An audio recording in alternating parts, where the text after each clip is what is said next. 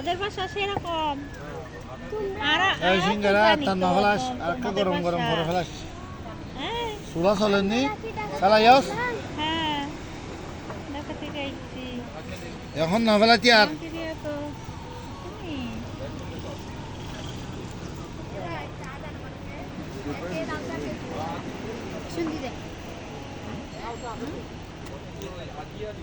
আমার কি মাছ ধরে না নাকি নিজস্ব ইয়া ট্রলার আছে না আছে আছে হ্যাঁ